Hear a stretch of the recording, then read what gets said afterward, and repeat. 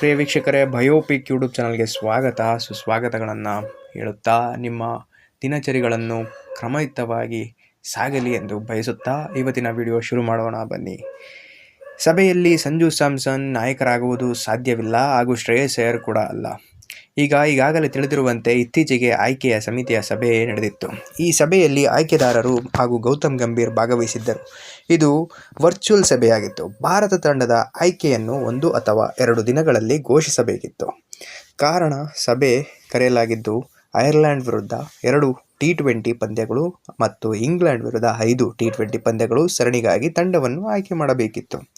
ಸಭೆಯಲ್ಲಿ ಮೊದಲಿಗೆ T20 ತಂಡದ ನಾಯಕತ್ವದ ಬಗ್ಗೆ ಚರ್ಚೆ ನಡೆದಿತ್ತು. ಸೂರ್ಯಕುಮಾರ್ ಯಾದವ್ ಅವರ ಪ್ರದರ್ಶನ ಉತ್ತಮವಾಗಿಲ್ಲ, ಆದ್ದರಿಂದ ಅವರನ್ನು ನಾಯಕತ್ವದಿಂದ ತೆಗೆದು ಹೊಸ ನಾಯಕನನ್ನು ನೇಮಿಸಬೇಕೆಂದು ಅಭಿಪ್ರಾಯ ಬಹುತೇಕ ಎಲ್ಲರ ಒಪ್ಪಿಗೆಗೊಂಡರು. ಏಕೆಂದರೆ ಸೂರ್ಯಕುಮಾರ್ ಅವರು ಬ್ಯಾಟ್ ಕೂಡ ಇತ್ತೀಚೆಗೆ ಮೌನವಾಗಿದೆ. ಹಾಗಾದರೆ ಹೊಸ ನಾಯಕ ವಿಷಯಕ್ಕೆ ಬಂದಾಗ ಗೌತಮ್ ಗಂಭೀರ್ ಮತ್ತು ಮುಖ್ಯ ಆಯ್ಕೆದಾರರಾದ ಅಜಿತ್ ಅಗಾಕರ್ ಅವರ ಅಭಿಪ್ರಾಯಗಳು ವಿಭಿನ್ನವಾಗಿದ್ದಾವೆ. ಗೌತಮ್ ಗಂಭೀರ್ ಅವರು ಸಂಜು ಸ್ಯಾಮ್ಸನ್ ಅವರನ್ನು ನಾಯಕರನ್ನಾಗಿ ಮಾಡಬೇಕೆಂದು ಬಯಸಿದ್ದರು. ಆದರೆ ಅಜಿತ್ ಅವರು ಶ್ರೇಯಸ್ ಅಯ್ಯರ್ ಅವರನ್ನು ನಾಯಕರನ್ನಾಗಿ ಮಾಡಬೇಕೆಂದು ಒತ್ತಾಯಿಸಿದರು. ನಂತರ ಸಭೆ ಇದ್ದ ಇತರ ಆಯ್ಕೆದಾರರ RP ಸಿಂಗ್ ಸೇರಿದಂತೆ ಉಳಿದ ಸದಸ್ಯರು ಅಭಿಪ್ರಾಯವನ್ನು ಕೇಳಲಾಯಿತು. ಕೊನೆಗೆ ಬಹುಮತದ ಮೂಲಕ ಶ್ರೇಯಸ್ ಅಯ್ಯರ್ ಅವರನ್ನು ನಾಯಕತ್ವದಿಂದ ನಿರ್ಧಾರ ಮಾಡಲಾಗಿದೆ. ಶ್ರೇಯಸ್ ಅಯ್ಯರ್ ಅವರು ಯಾಕೆ ಆಯ್ಕೆಯಾದರು? ಇದರ ಪ್ರಮುಖ ಕಾರಣ ಸಂಜು ಸ್ಯಾಮ್ಸನ್ ಅವರ ಅಸ್ಥಿರ ಪ್ರದರ್ಶನ, ಇನ್ಕನ್ಸಿಸ್ಟೆನ್ಸಿ. T20 ವಿಶ್ವಕಪ್ನ ನಾಕೌಟ್ ಹಂತದ ಕೊನೆಯ 3 ಪಂದ್ಯಗಳಲ್ಲಿ ಸಂಜು ಸ್ಯಾಮ್ಸನ್ ಅದ್ಭುತ ಬ್ಯಾಟಿಂಗ್ ಪ್ರದರ್ಶನ ನೀಡಿದರು. ಭಾರತ ತಂಡ ಚಾಂಪಿಯನ್ ಆಗಲು ಪ್ರಮುಖ ಪಾತ್ರ ವಹಿಸಿದವರು. 1 ಅಥವಾ 2 ಉತ್ತಮ ಇನ್ನಿಂಗ್ಸ್ಗಳ ನಂತರ ಅವರು ಮತ್ತೆ ವಿಫಲರಾದರು. ಇದು ಸಂಜು ಸ್ಯಾಮ್ಸನ್ ಅವರ ವೃತ್ತಿ ಜೀವನದಲ್ಲಿ ಹಲವು ಬಾರಿ ಕಂಡುಬಂದಿರುವ ಮಾದರಿಯಾಗಿದೆ. IPLನ ಪ್ರತಿ ಋತುವಿನ ಆರಂಭದಲ್ಲೂ ಅವರು 2-3 ಅದ್ಭುತ ಇನ್ನಿಂಗ್ಸ್ ಆಡುತ್ತಾರೆ. ಈಗ ಆ ಬಾರಿ 600 ರನ್ಗಳನ್ನು ಹೊಡೆಯುತ್ತಾರೆ ಎಂಬ ನಿರೀಕ್ಷೆ ಮೂಡುತ್ತದೆ. ಆದರೆ ನಂತರ ಅವರ ಫಾರ್ಮ್ ಕುಸಿಯುತ್ತದೆ. ಅಜಿತ್ ಅಗಾಕರ್ ಅವರ ಅಭಿಪ್ರಾಯವೇನೆಂದರೆ, ಈ ಅಸ್ಥಿರತೆ ಭಾರತ ತಂಡವನ್ನು ಸಮಸ್ಯೆಯಾಗಬಹುದು.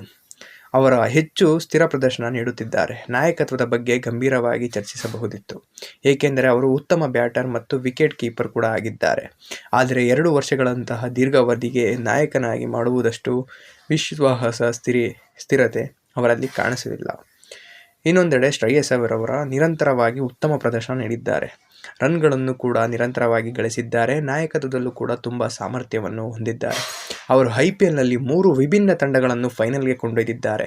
KKR ತಂಡವನ್ನು ಚಾಂಪಿಯನ್ ಮಾಡಿದ್ದಾರೆ. ಪಂಜಾಬ್ ತಂಡವನ್ನು ರನ್ನರ್ ಆಗಿ ಸ್ಥಾನಕ್ಕೆ ಕೊಂಡೊಯ್ದಿದ್ದಾರೆ. ಹೀಗಾಗಿ ನಿರಂತರವಾಗಿ ತನ್ನ ಸಾಮರ್ಥ್ಯವನ್ನು ಸಾಬೀತುಪಡಿಸುವ ಆಟಗಾರನಾಗಿ ನಾಯಕತ್ವನಾಗಿ ಬಹುತೇಕ ಆಯ್ಕೆಯಾಗಿದ್ದಾರೆ. ಗೌತಮ್ ಗಂಭೀರ್ ಅವರು ಸಂಜು ಸ್ಯಾಮ್ಸನ್ ಅವರ ಹೆಸರು ಮುಂದಿಟ್ಟರು.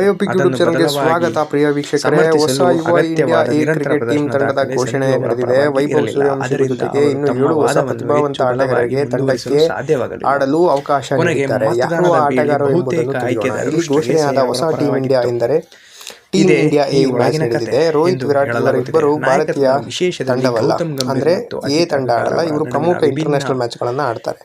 ಮುಂದಿನ ಸೀರೀಸ್ಗೆ ಹೋಗುವ ತಂಡವೂ ಅಲ್ಲ. ಇದು ಇಂಡಿಯಾ ಎ ಕ್ರಿಕೆಟ್ ಟೀಮ್ ತಂಡವಾಗಿದೆ. ಹೇಳದಕ್ಕೆ ಈ ತಂಡದ ಶ್ರೀಲಂಕಾಗೆ ತೆರಳಿ ಟ್ರೈ ಸೀರೀಸ್ ಆಡಲಿದೆ.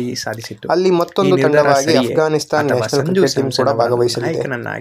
ಒಳ್ಳೆಯ ಸುದ್ದಿ ಹೇಳಬೇಕಂದ್ರೆ ಟೀಮ್ ಇಂಡಿಯಾಗೆ ಹೋಗುವ ದಾರಿ ಸಾಮಾನ್ಯವಾಗಿ ಇಂಡಿಯಾ ಎ ತಂಡದಿಂದಲೇ ಆರಂಭವಾಗುತ್ತದೆ. ಹೀಗಾಗಿ IPLನಲ್ಲಿ ಉತ್ತಮ